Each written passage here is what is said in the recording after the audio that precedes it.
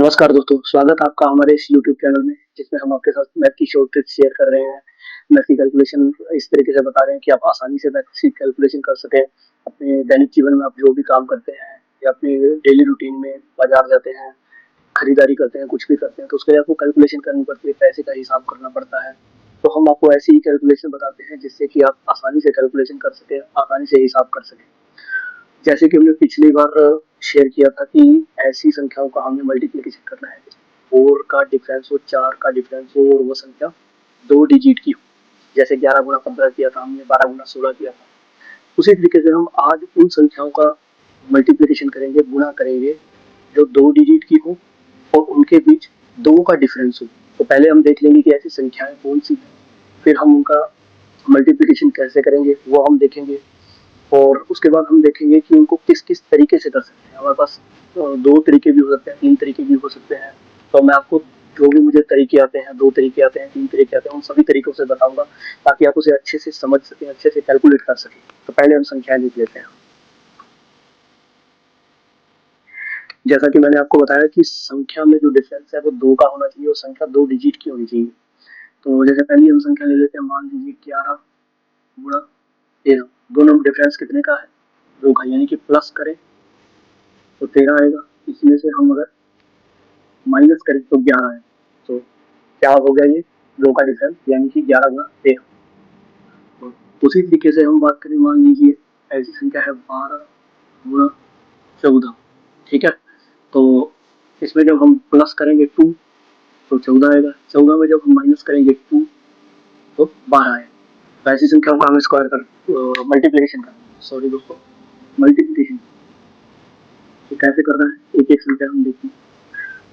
सबसे पहले 12 गुना 14 हम देखें। तो क्या करना है, हमें इनके बीच की संख्या देखी। बीच की संख्या क्या होगी?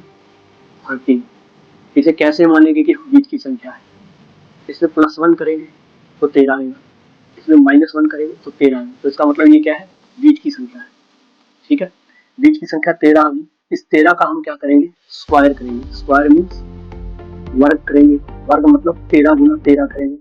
तो हमें 13 का स्क्वायर याद है, 169। 169 169। एक काम हमने किया, स्क्वायर। दूसरा काम हम क्या करेंगे? -1।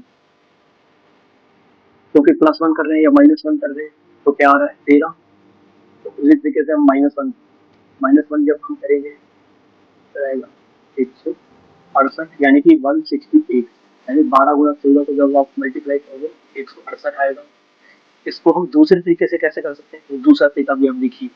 एक तरीका हमने ये सीखा, अगर आपको ये समझ नहीं आता है तो अगला जब हम करेंगे तो उसमें आपको समझ आ जाएगा। इसका हम दूसरा तरीका देखेंगे। आप किसी भी तरीके से कर सकते हो जो आपको आसान लगे। तो मैंने आपको पिछले वीडियो में बताया था कि जब किसी संख्या को ब्रैकेट में लिख देते हैं, उसके बाहर भी कोई संख्या है, तो इनका मतलब हो जाता है इनके बीच मल्टीप्लिकेशन हुआ है। यानी हम इसको ऐसे भी लिख सकते हैं, 12 गुना 14। ठीक है, तो ये मल्टीप्लिकेशन हो जाएगा। समझ गए दोस्तों?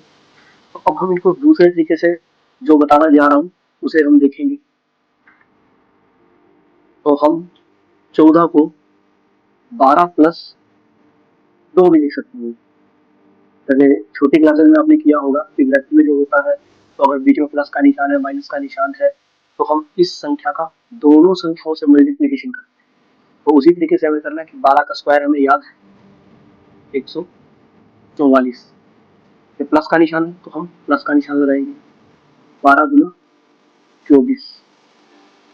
12 को 2 से मल्टीप्लाई करके मिल रहा है। अब इन दोनों को जब हम जोड़ेंगे तो यही संख्या हमारे पास आएगी, 168।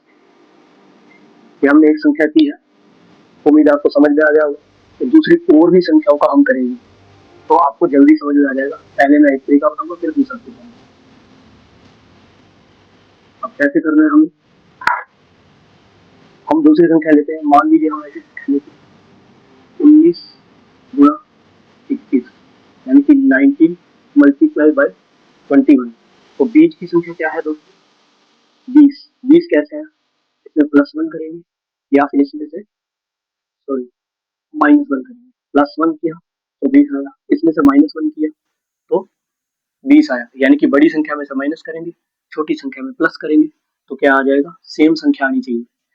क्या काम किया था हमने, इसका स्क्वायर, स्क्वायर करके हमने इसको यहाँ लिखा, तो 20 का स्क्वायर हुआ 400। अब 400 में से हमने क्या काम करना है, और माइनस करना है 1, तो 19 और 21 का जो गुणा करेंगे तो उत्तर आएगा 399। जैसा कि मैंने आपको बताया था कि दो तरीके से हम कर सकते हैं, दो तरीके से कैसे कर सकते हैं, ये एक तरीका मैंने आपको बता दिया।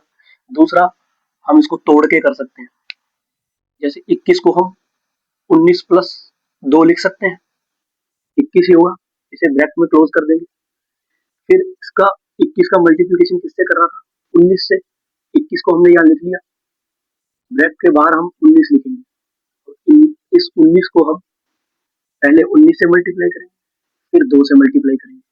ये जब मैं व्हाइट बोर्ड पर आपको समझा रहा हूँ, कर रहा हूँ, तो आपको लग रहा होगा कि टाइम लगेगा, जब आप खुद करेंगे, कैलकुलेशन करेंगे, तो आपको आसान लगेगा। 19 का स्क्वायर हमें पता है दोस्तों 361, 19 का स्क्वायर क्या होता है 361, या 19 का 19 से मल्टीप्लीकेशन 361, ये प्लस का निशान है हमारे पास, तो फिर प्लस का निशान आएगा, 19 दूना 38, ठीक है। जब इनको जोड़ेंगे तो हमारे पास यही संख्या आएगी 399। उम्मीद है आपको समझ में आया होगा। एक कोई बड़ी संख्या हम ले लेते हैं, बड़ी संख्या जैसे मान लीजिए हम ले लेते हैं 33 गुणा 35, 33 और 35 के बीच की संख्या 34, ठीक है। 34 का क्या किया, स्क्वायर, 34 का जब स्क्वायर किया तो क्या आया 1156, 1156 या 1156, इसमें से माइनस किया एक, तो आंसर आया 1155, ठीक है। दूसरा तरीका क्या है, 33 का 33 हमने यहाँ लिखा, 35 को हम तोड़कर लिख देंगे, तोड़कर मीन्स 33 प्लस 2, आपको समझ आया होगा। ये सेम वही काम कर रहे हैं जो पहली दो संख्याओं में हमने किया था, उसी तरीके से 33 को 33 से जब मल्टीप्लाई करेंगे या 33 का स्क्वायर करेंगे तो 1089, 1089।